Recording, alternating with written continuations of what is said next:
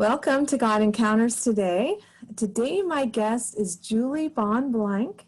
Is it Blank or Blanc? It's blank, like a blank line. Okay, Julie Bonn Blank, and she lives in the beautiful Pacific Northwest, and she works with Abuse Recovery Ministry Services. And I really enjoyed listening to her on Precious Daughters when she shared, because there were so many things that were eye-opening that I think a lot of us don't even realize are abuse, just things that we live with in our everyday life, unfortunately. But I really also appreciated, Julie, I went on your website and I was reading the 15 warning signs of an abusive relationship. So I don't know if you're going to cover those today or not, but that was also I just really appreciate that you have that even on your website for people to just click on and go, wow, to open their eyes to some things there. So before we get any further here, I just want you to tell us a little bit about your background, Julie. Sure. Well, thanks for having me, first of all. It's much appreciated. We enjoy anything we can do to help get the word out about abuse because, like you said, a lot of it is hidden, and neither it is a fun subject to talk about. And it's certainly not a fun subject to call up and say, am I being abused? So it's very important that the resources are out there and available. So just for your information, the website Cheryl's referring to is abuserecovery.org. And if you go to the resources tab in particular, there's quite a few articles on abuse and the types of abuse and things that you can access there for your information. So about me, yes, I live in the Grand Pacific Northwest in the state of Oregon. I am Pacific Northwest born and raised. My husband and I have 4 kids, and they are all grown at this point. I can't believe I'm saying that, but they are ages 19 to 26. We have pets. We have a miniature Australian Shepherd named Mocha, who's a red Aussie. We have a house bunny, and to be honest, I think there's a few reptiles in somebody's bedroom that I'm not super clear what they are because I never go in there. So we do have pets as well. And currently we live in Forest Grove. ARMS is Abuse Recovery Ministry Services, and we are based in Oregon, in the Hillsborough, Beaverton, Washington County area. However, we serve clients nationwide and internationally. We also have some of our recovery programs available as far as Kenya and Mexico, as well as all over the United States. And I came to work for ARMS officially a couple years ago after my own experience. I had come to their class called Her Journey for some healing. It's a free class for survivors. And I realized that I had a lot of healing to do. And so I really worked hard on it with God's assistance. This program is faith-based. It's non-denominational, but it is very faith and biblically based. That I had a lot of healing to do first. So I worked really hard on that to heal.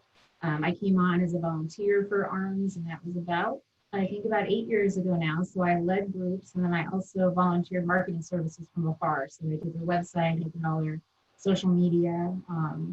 And then 1.5 years ago, or 2 years ago now, my husband and I were actually living in Chicago. We took a brief waylay into Chicago. He's from Pennsylvania, and I'm from here. And so we kind of met in the middle.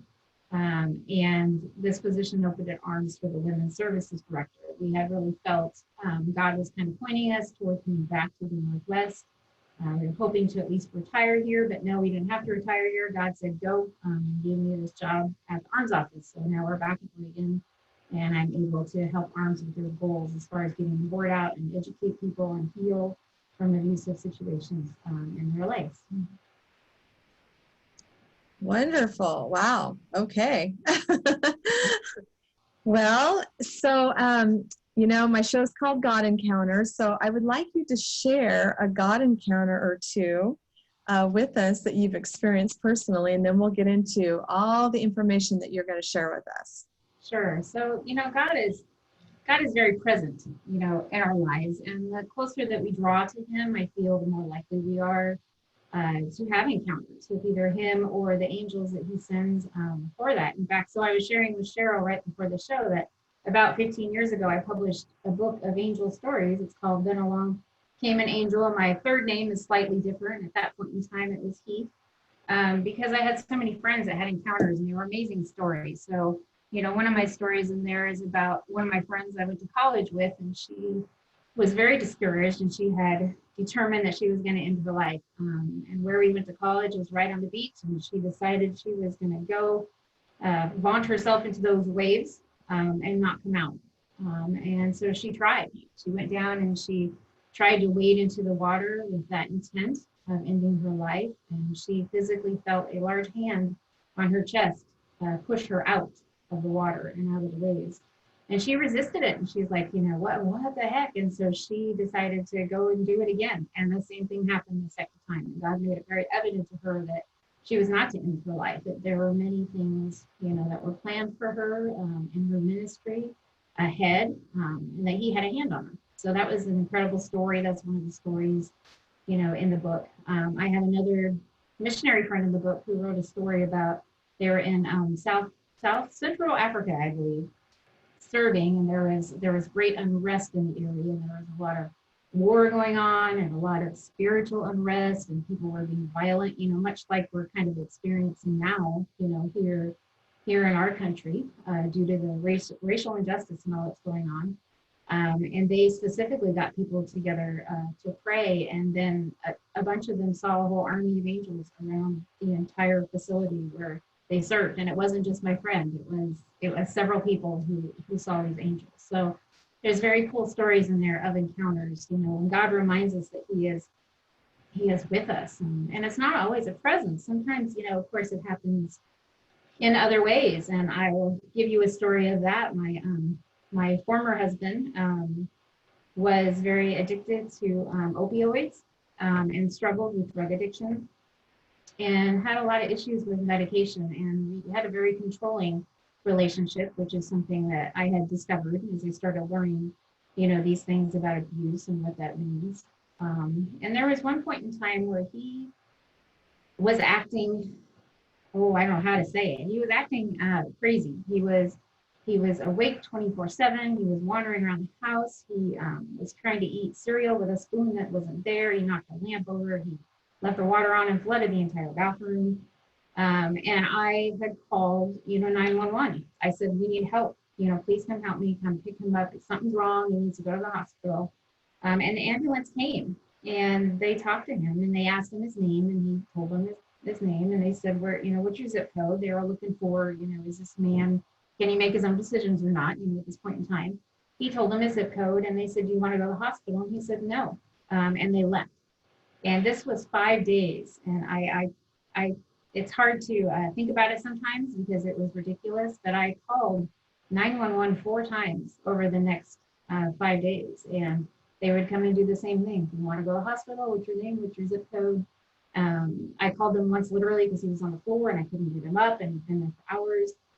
And we couldn't get help. And I remember the time before the last time I called my daughter. My daughter and I were up with him 24/7. And I called her and I said, I don't know what to do. I said, he's going to die and nobody's helping us and I can't get him help.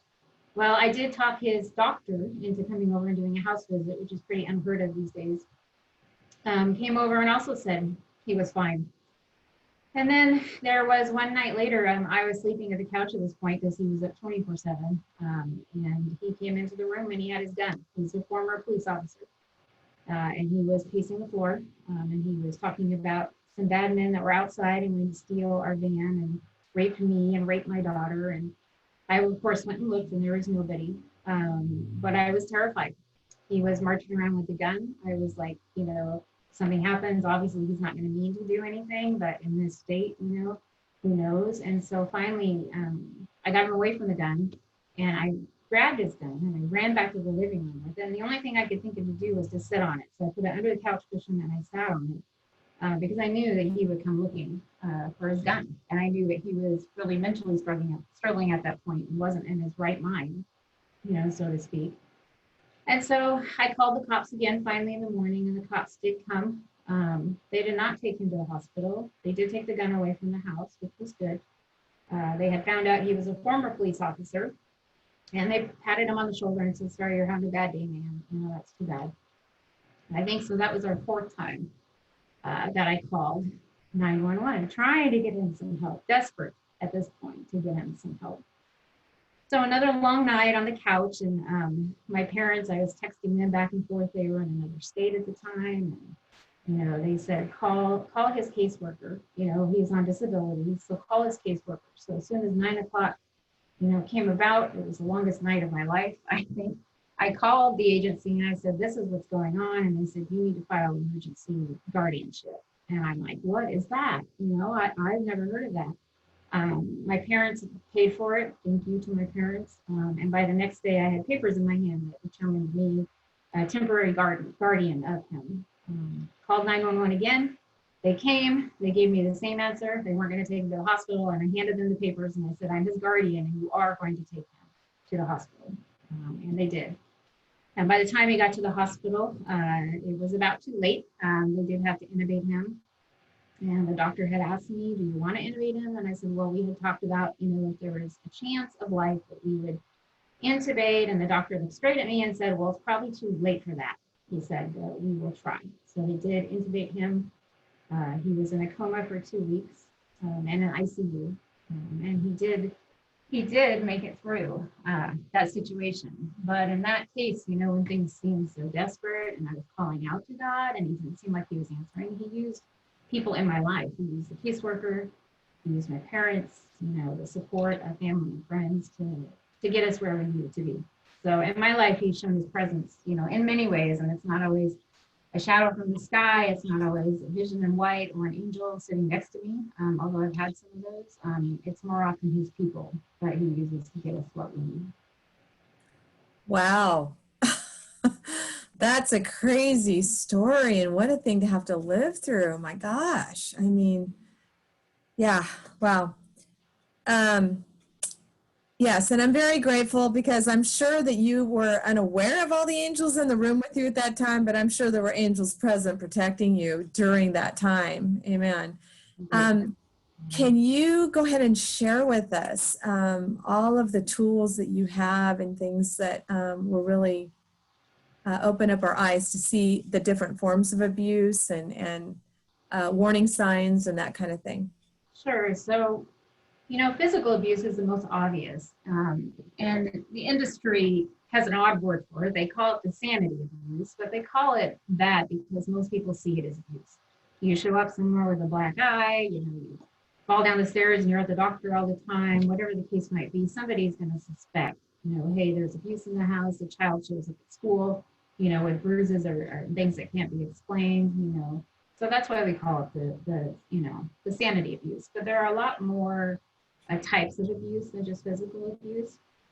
And all of them bring death. They really do. And not always just physically, but although they can bring death physically, emotionally and spiritually and mentally. So it's really important that here at ARMS, we really try to go out and educate not just people, but churches, faith communities, businesses, because their response to people who have been through abuse is so important.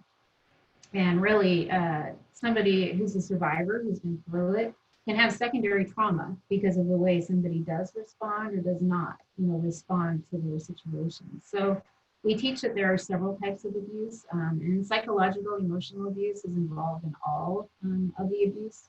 So we actually have a chart on the website that has circles with all the types of abuse. But there's some that people don't recognize as abuse. So I'll probably point out some of those. For instance, pornography.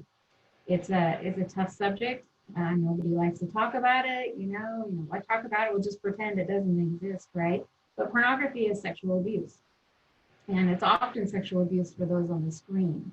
But even when it's not sexual abuse for those on the screen, they are very misguided. And it is sexual abuse in our relationships when a spouse is depending on pornography instead of a relationship with their spouse. That's considered, an affair. That is cheating and that's sexual abuse. Another type of sexual abuse, happened to me in my 20s, and the man never touched me. So I will just give you an example of that. I was working in a work environment that was very intimidating in that regard. He would do things like wait for me around the corner and scare me when I came around the corner. He would pop sexual jokes all the time. He had songs that he sang that were sexual. Made me very uncomfortable. And at the time, this was early 90s, so there wasn't as much awareness, of it. So I went to my supervisor and things didn't go so great as far as reporting it. What I heard was he was a great role model for the young men that we work with. And, they pretty much put it back on me. I would like to think that would change these days if somebody brings up a sexual abuse, assault, or harassment complaint, but that's not always the case. But that was sexual harassment, and that's in the sexual abuse category. And even when you tell somebody that makes me uncomfortable, and especially when they continue it, that is sexual harassment and sexual abuse. Well, and I would like to add on that. A lot of times women, because of the intimidation, they're afraid to speak up and say, that makes me uncomfortable. So we will sometimes, show with our face, like, we're surprised, or our body language. But I want to encourage you women that if you're in that situation, speak up. You have the right to speak up and say something, because it's inappropriate for them to behave that way to you. And I know I've seen myself in that in years past in those very same situations. And it's difficult. And especially when sometimes you're in a corporation where it's, I don't want to sound, well, I probably won't say it that way, but a lot of times it is a man's world. I'm sorry, I'm going to say it in some of those places. And so, unless you're doing something to provoke it, which then you're probably wanting that behavior. So it wouldn't even apply to you. But I'm just saying, for women that are innocent in this and they don't want it, speak up, say something. You've got to take that step first and then go further with it if need be. But yeah, I want to encourage you to speak up. Sorry, keep going. It's a hard decision to make. I don't think my situation was dealt with well, and so I ended up leaving employment, and that shouldn't have to happen. That should never have to happen. Unfortunately, more businesses have things in place now, and policies and procedures, and even training, on sexual harassment, and they're learning instead to protect, the people that come forward instead of, put them down. But Cheryl's right. Nothing can start even in the process unless you come forward and you share and you talk about what's happening and not be afraid to do so. So the very idea, of abuse can be very intimidating, to talk about, to admit. So many I meet, and I include myself in this, don't really think of it as abuse. They're like, oh, this is weird, or, he's just kind of jealous and he wants me to spend all his time with him. We don't sit there and we don't walk down the aisle and get married or have a relationship and think, in a few years, I'm going to have to really relook at this and, wonder what's going on because there's abuse in my marriage. We don't think that way. So there's a lot of hidden ones, in that category of sexual abuse, as well as, pornography. We also see usually extreme jealousy as part of the sexual abuse. It's very common. And another category is spiritual abuse, which we see a lot of.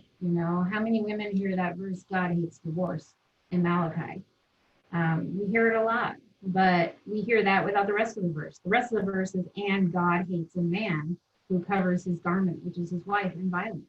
God hates those equally. So, he's not saying, I hate you because you got divorced, or that you shouldn't get divorced in an abusive situation. There's a lot of half truths. There's a lot of women will go to their pastor or leader sometimes and hear, you're not submissive enough, or you need to pray more. Or if you really focus and fast for 30 days and pray, and respect your husband, this will improve the situation. But abuse is never, ever about the person that's experiencing it. It is a choice of the other party. And all the fasting and prayer in the world is not going to change, the muscles in that person's body. They've got to make a choice to change. So spiritual abuse is something that we deal with frequently, and it can also include making somebody go to church when they don't want to go to church, or another church if they don't want to go to that church. It can also include going to the leaders or pastors ahead of time, so that by the time the survivor victim comes forward, everybody pretty much thinks she's crazy and has mental health problems, because the abuser has already been there, done that, and has convinced people of his side. So there's lots of categories, and there's even, science now that says that emotional abuse creates greater scars, than physical abuse can. Takes longer to get over them, harder to get over them. There's been studies recently that show that children that are in an abusive home, even if it's not directed at them, have a much higher cases of anxiety, and learning problems and PTSD and all these things. And even though they were never targeted, they absorbed it from their home, and they loved the parents or whoever was, was experiencing it. They absorbed it, and kids, as we also know, are 3 times more likely who are in abuse to grow up and be either abusive or to be victims of abuse. So that is something that is looked at, is the cycle of it in the domestic violence community. So those are some ways that abuse happens. Another category is financial abuse. I have a friend, bless her heart, who I love, is still in her abusive situation, but her husband is very specific. She has this much money that she can spend at the grocery store. He normally has a list, and if she varies from that list, she must bring back all the receipts. If she varies from the list, then there's probably paid. So even if she gets something that she needs, if it was not on the list in the first place, there's consequences for her for that. And that is financial abuse. Financial abuse can also be as subtle as making you take care of the finances. And you wonder, well, how can that be financial abuse? Well, what happens is he might overspend, and then he blames it on you because you're in charge of the checkbook. Well, there's not enough to pay the bills, but you're in charge of the checkbook. So, this is your fault. So there's all kinds of categories that people don't necessarily see as abuse. So there is a document called The Types of Abuse on the ARMS website under resources that has all these listed, and many more. So it's something you might want to look at and you might want to pursue. We all, go ahead, Cheryl, question. 2 things I'm hearing as you describe a lot of this is control and manipulation.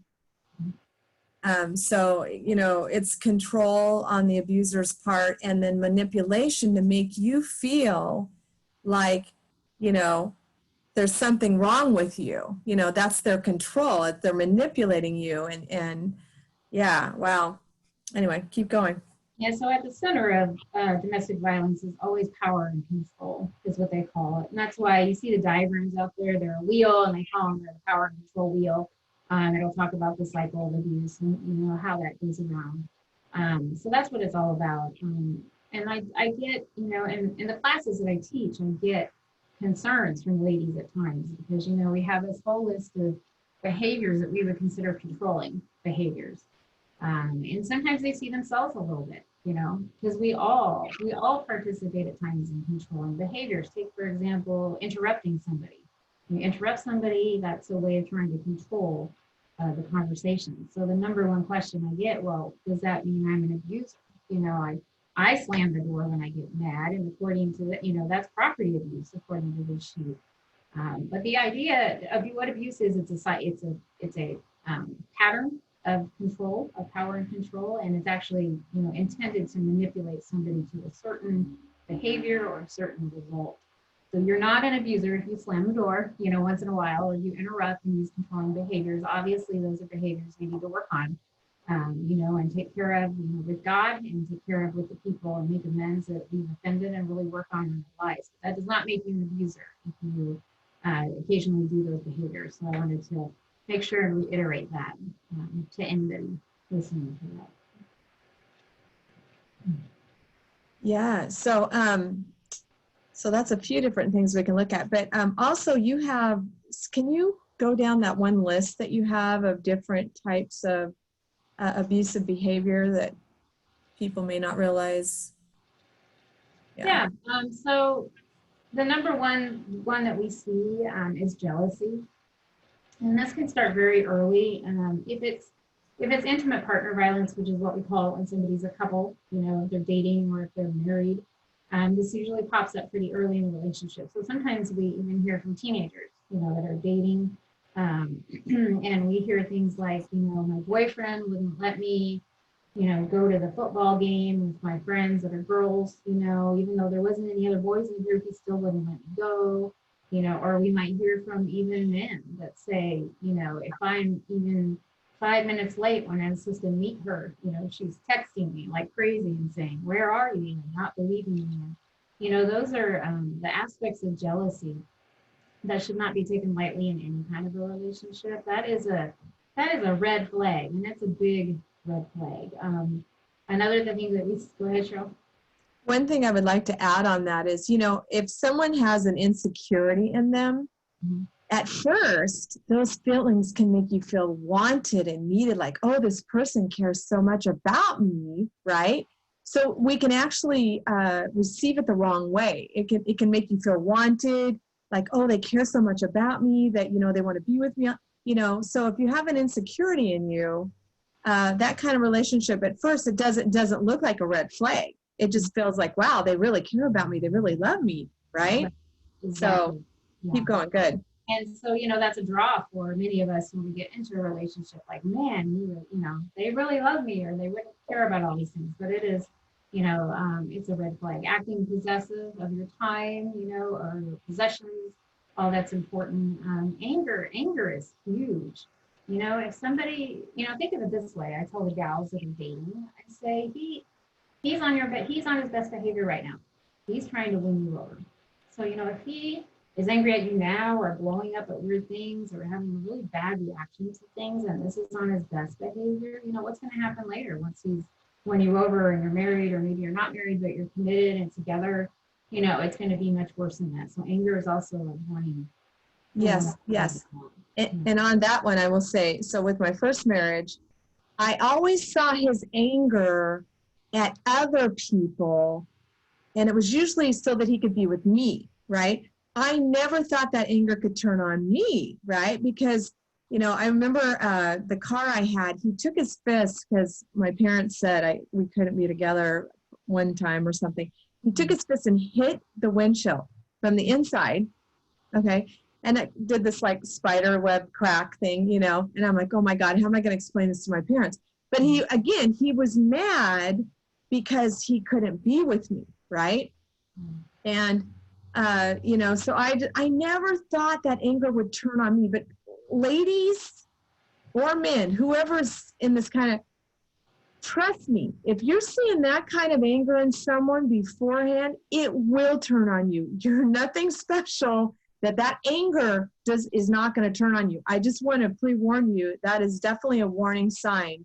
If you're seeing them break things, hit things, even if it's for your benefit, that will one day turn on you. I'm sorry. Unfortunately, if they don't get healed of that, it's going to turn. Right. So, yeah.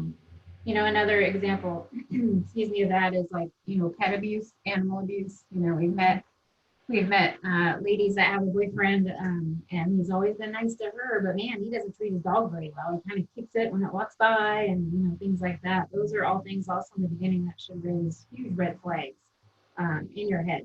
If he's going to kick the dog, he will eventually get to the point where he will probably kick at you or do worse, and that can be very, very scary.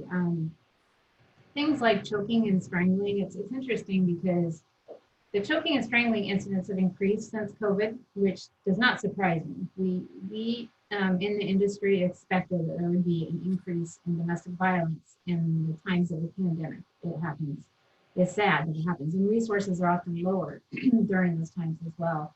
But they don't like to admit it's choking or strangling. So the majority of women that I've talked to, and I say, "Has he ever choked or strangled you?" They normally say no.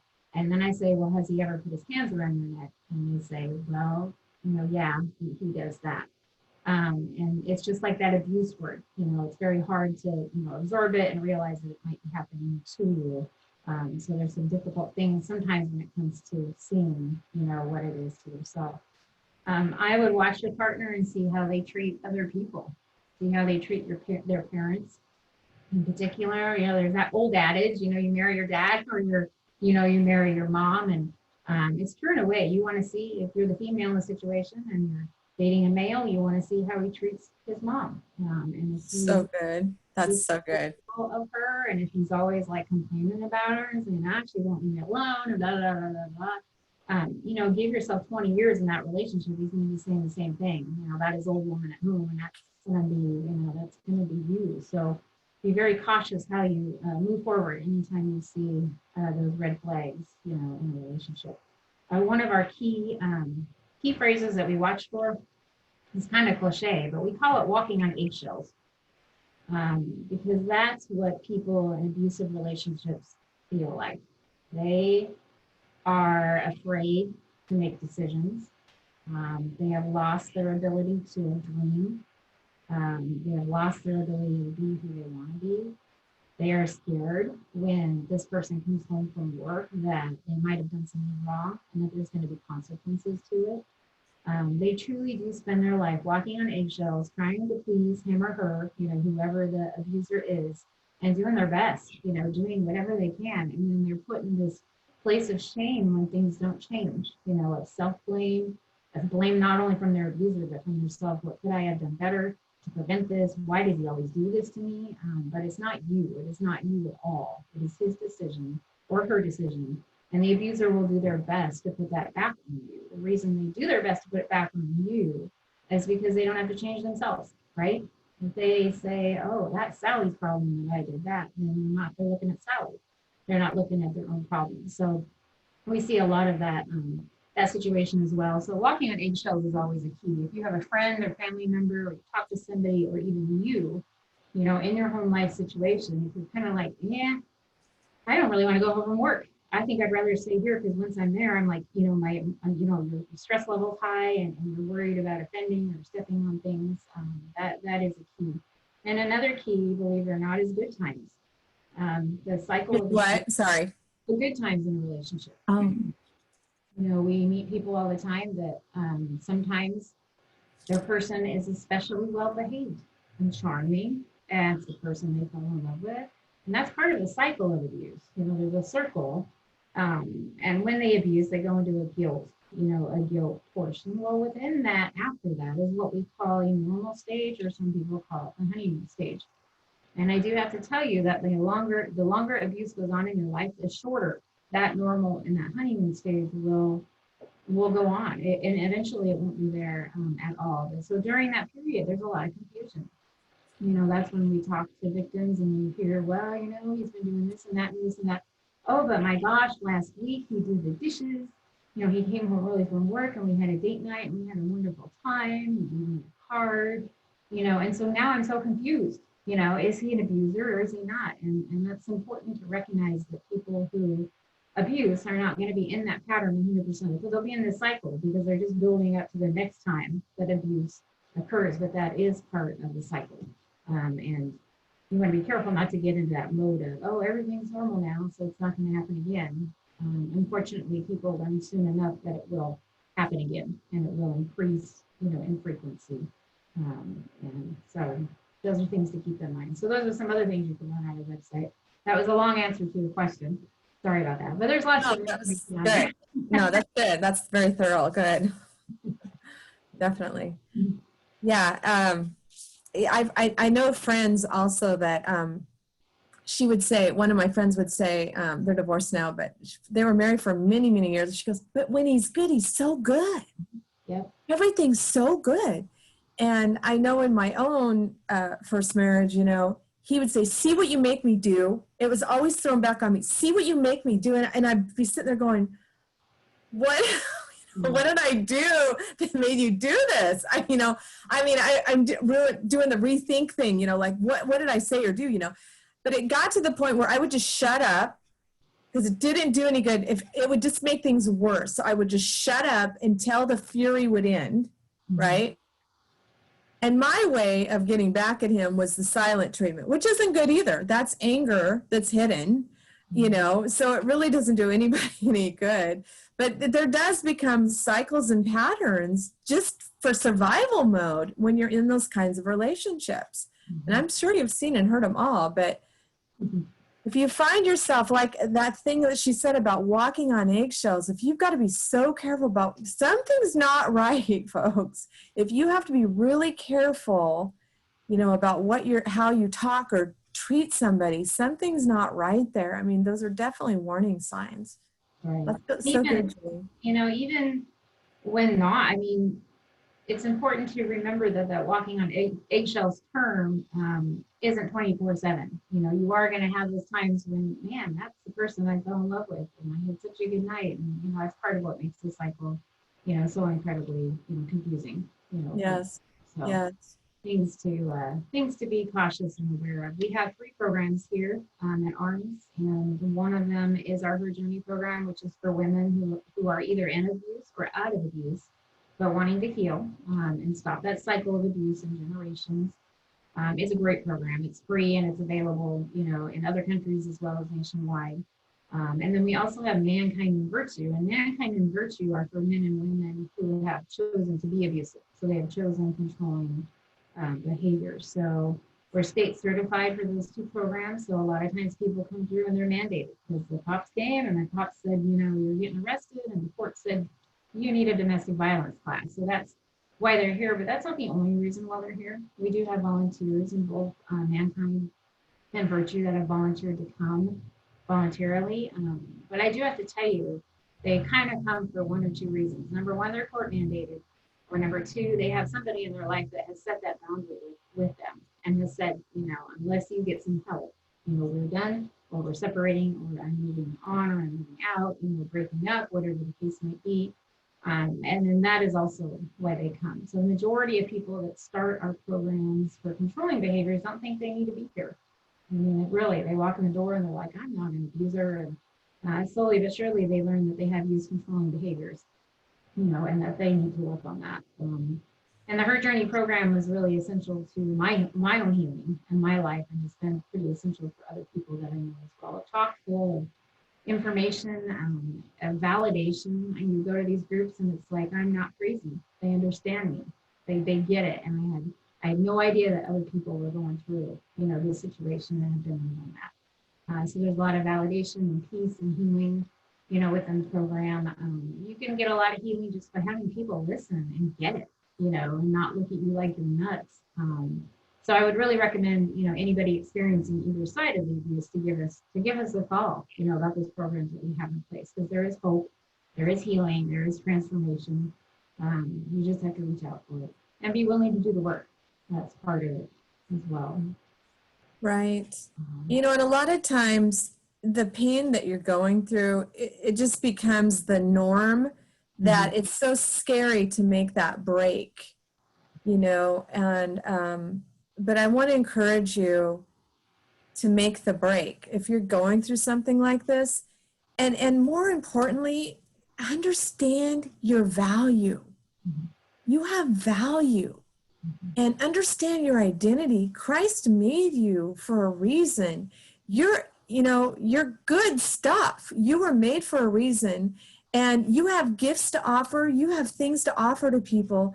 And nobody was made to be abused. Nobody, it goes back to Jesus Christ gave his life on a cross to take care of that stuff for you. He took the ultimate abuse, literally to death on the cross, that you wouldn't have to suffer those things. And, there is help out there. I mean, Julie has resources. They can hook you up. And sometimes just having somebody listen to you, like she said, and know that you're not crazy, that brings healing alone, but you're not alone. I want you to know you're not alone out there, and there are people willing to help. And I just encourage you to be brave enough to make the phone call, to check out the website.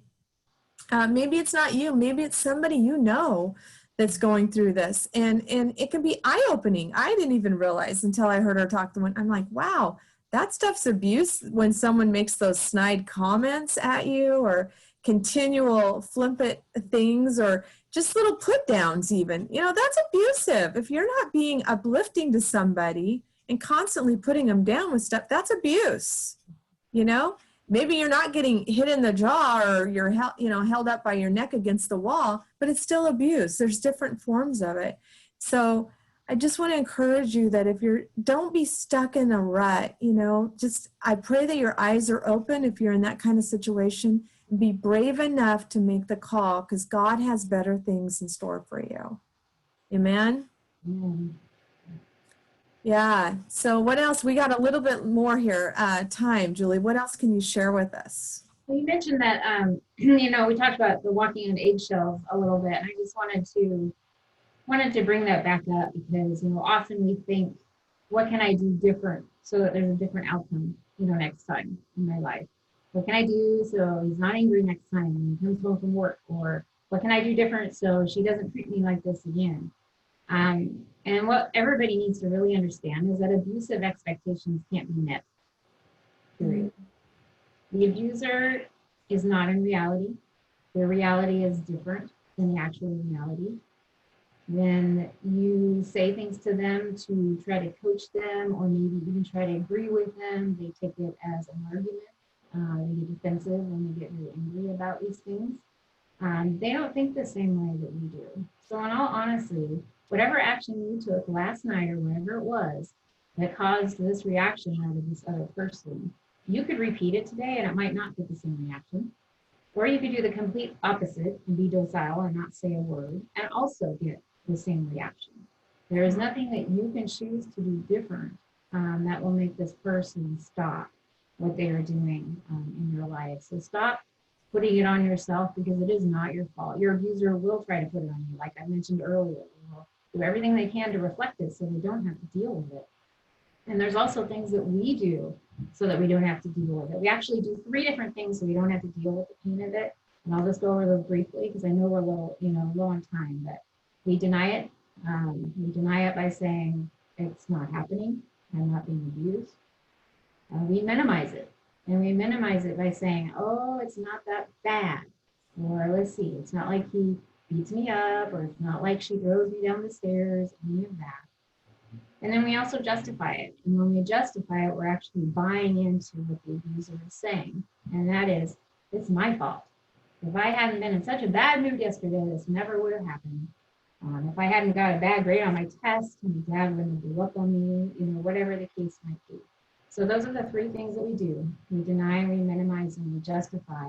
And that is to prevent from having to make very painful decisions, about the abuse in our life. So I would encourage you to think of your life. If there's any of those 3 things that you're doing, we hear it all the time, on the phone, then there's something there that needs addressed, in your relationship, whatever that might be. Boundaries are really key.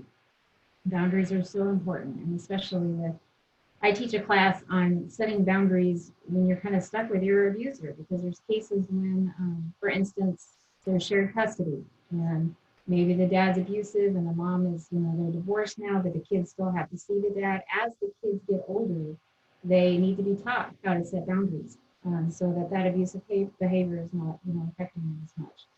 And sometimes we teach, my last one was with caseworkers from DHS, because there's so many cases that come through that cannot have a restraining order. And because according to the law, unless there's a physical threat or altercation, there cannot be a restraining or no contact order. Wow. There's so many cases of emotional abuse. So in that case, their clients really need to learn how to set boundaries in the home to keep themselves safe and their children safe, since they can't actually have that physical restraining order, in place. Right. Do you have a list of those boundaries on your website, out of curiosity? Well, boundaries are different for everybody. And so one of our lessons in her Journey program is about boundaries. It's a good lesson. I also recommend the Boundaries books by Dr. Cloud, Henry Cloud. Those are really, really good books as well. But there are things that trigger me to tell somebody it's time to set a boundary. And one of those is when their fear is so great they don't want to go home. One of those is when maybe it's affecting the kids and they're having nightmares. Another one might be if you feel suicidal or you feel like you want to hurt somebody else instead of going home. When I hear from a person, I am fed up, I cannot do this anymore, then that is time when, it's time to set, a boundary. So in class, we review a lot, how to choose boundaries, and we pray about boundaries, first of all. What boundaries, God, would you have me set? And then the real importance of setting consequences and following through on those boundaries. I had a gal in one of my classes a couple weeks ago. She goes, I can't do this anymore. He talks about other women all the time.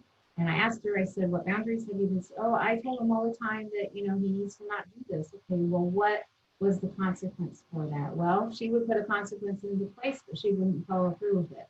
So he walked all over her by talking about other women, in their relationship. So bless her heart, she's learning, and I love her. I'm glad she's in class, but unless you have a boundary with a consequence and you are willing to, and it's safe to follow through with that, then, you might as well just let him jump your fence, because that's what's going to happen. He's going to break it down and jump it. So good. Could you give us some practical consequences that someone could have with a boundary that's been crossed? Sure. So it's important that they stay safe for you, and everybody's situation, is different. But here's an example. Let's say somebody's experiencing a lot of emotional and verbal abuse. They could say, hey, I'm not going to listen to you speak to me like that. If you choose, and that's a key word there, if you choose to speak to me like that, I'm going to leave for the evening and go to my friend's house instead. Now, if that's not a consequence that's safe for somebody to enforce, then you want to come up with something that is safe, because it really does need to be, enforceable. I don't recommend saying things like, well, if you do this again, I'm going to divorce you, because it's got to be something that you can and will follow through on, without hesitation. So that's an example of one. But let's say there's somebody that's hurting a family pet, as an example. Let's say it's a mom in this case. Let's say she yells at the dog, screams at the dog, throws the dog outside, neglects the dog, whatever. That would be a situation to say, hey, this isn't right to treat the family pet like this. And if you do that again, I'm going to remove the pet out of the home, and I will find it another home, because, it shouldn't be here when it's being not cared for.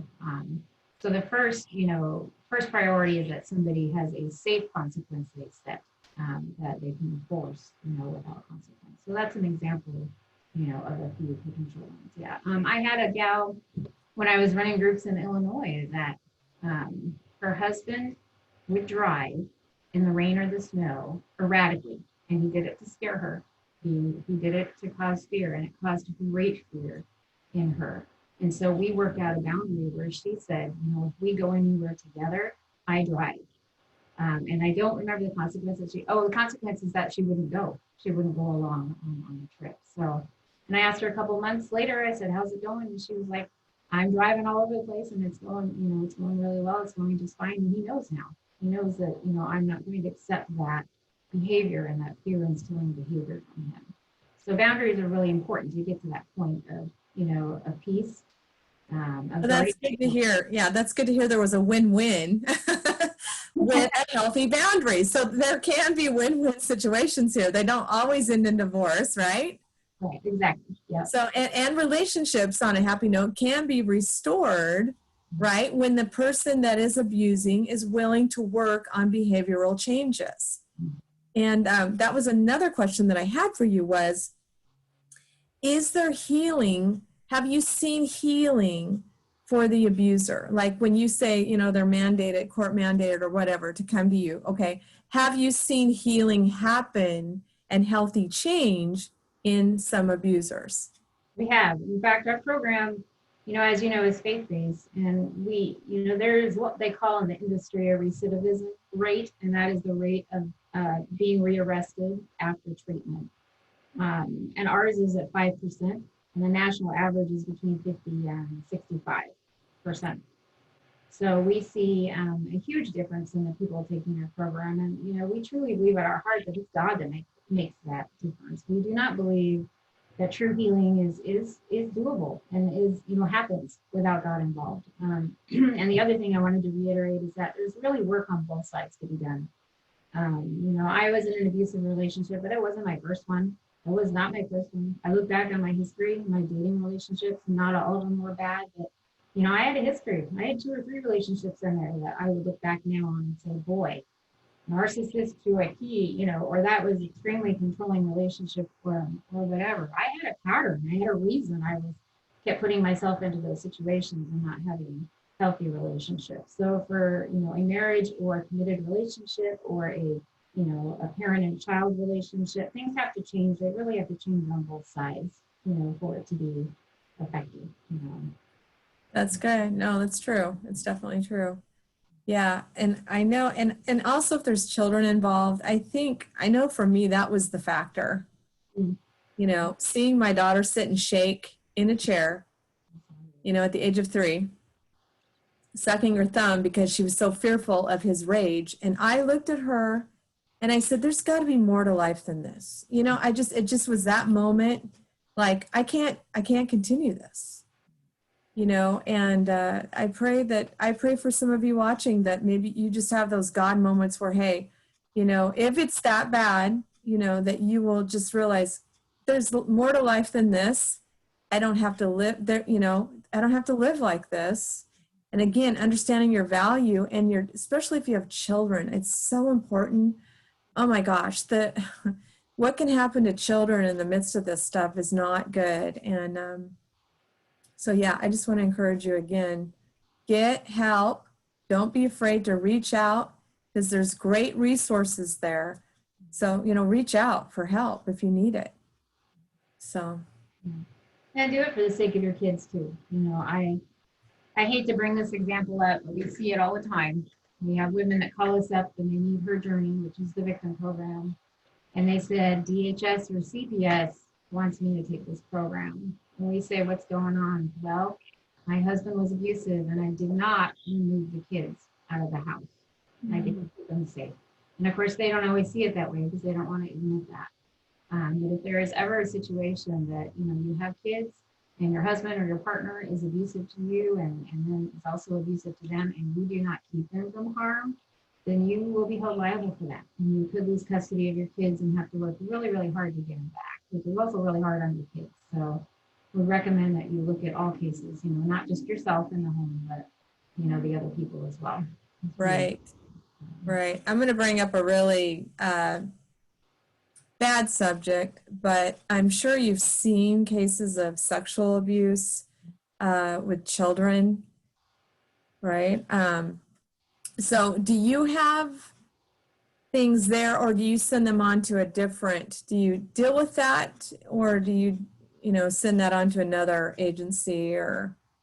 So we're very specific as far as we work with adults, but we do have women in our Her Journey program that are age 14 and above, so some teenagers as well. Sexual abuse is very, very specific, and there are agencies that deal very specifically with that. So in that case, we would definitely recommend that they use our programming if appropriate, but they also take these other steps and contact, these other agencies. So we work a lot with CARES Northwest for kiddos, who have been abused and sexually abused. What's it called? It's called CARES Northwest. Can you spell that? Yep, CARES, like CARES, I care for you, CARES Northwest. Okay. Yeah. And usually kiddos who have been through it also need some pretty intensive therapy as well, art therapy and talk therapy and play therapy and things that will help them really.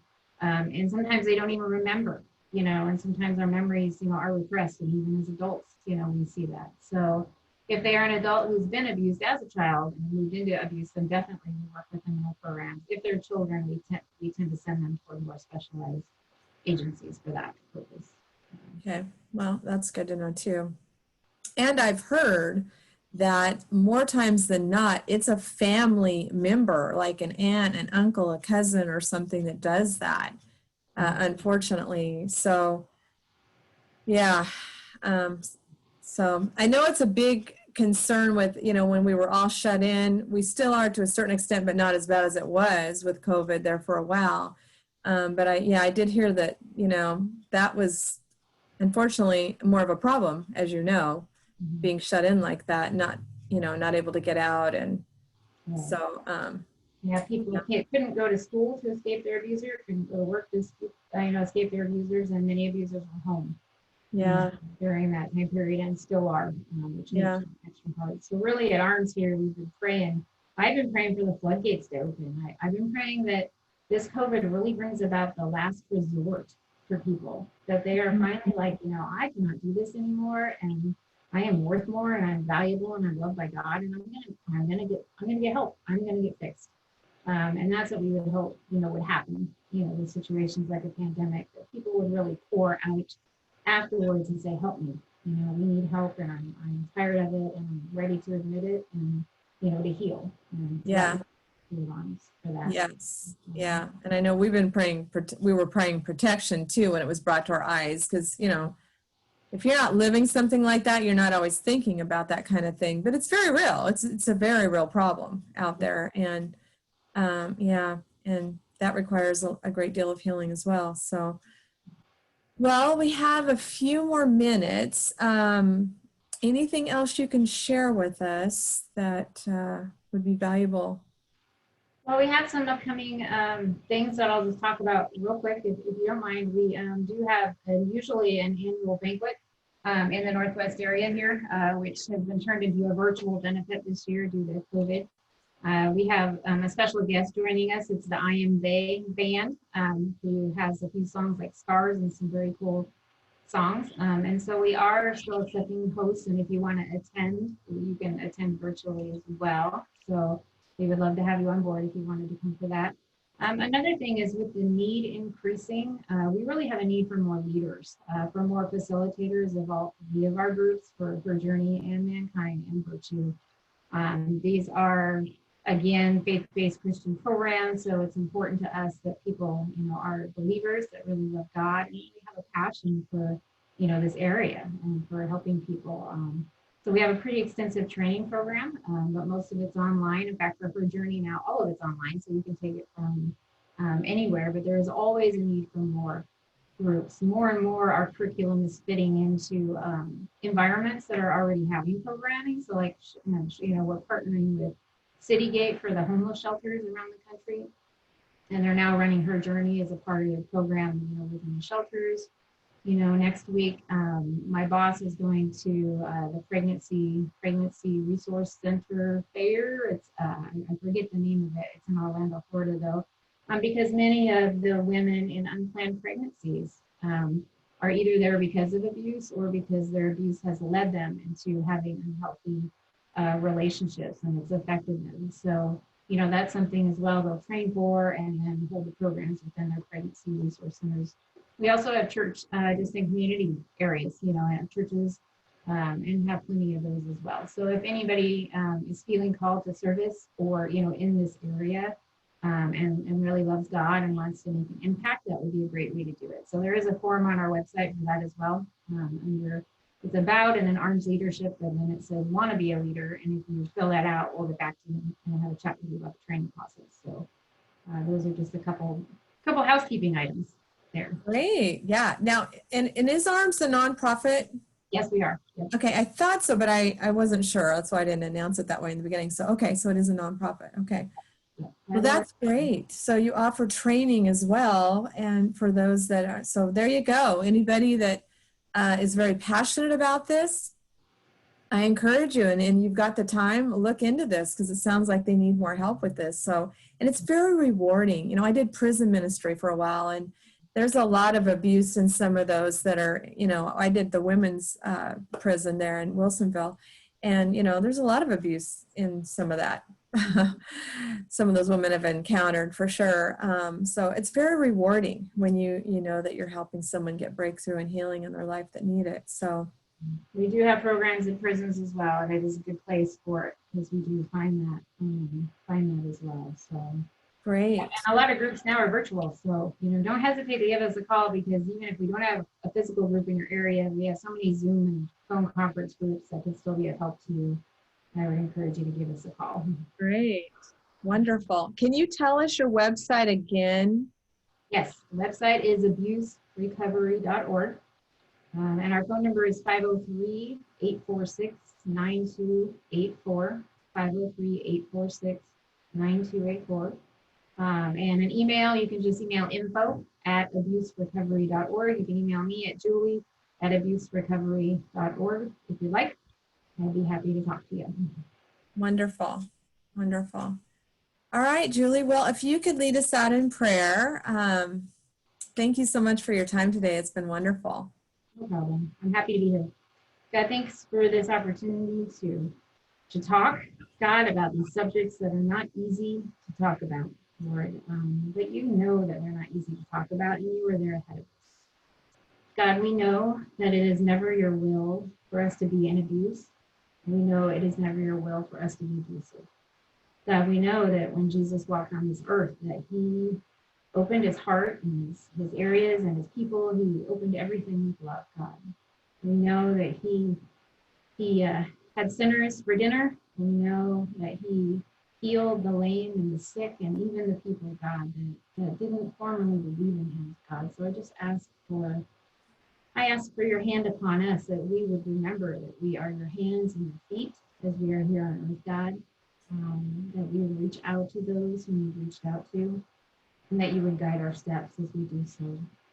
God, I pray for anybody right now who's in an abusive situation and maybe has been questioning, maybe has been wondering, is it me? What did I do wrong? God, I pray that you would just comfort them today, that you would tell them that they are not alone. God, that you would come up beside them and they would feel your presence. God, those God encounters that we talked about, I just pray you would give them one today. God, I pray for the abusers in our midst. They're people too.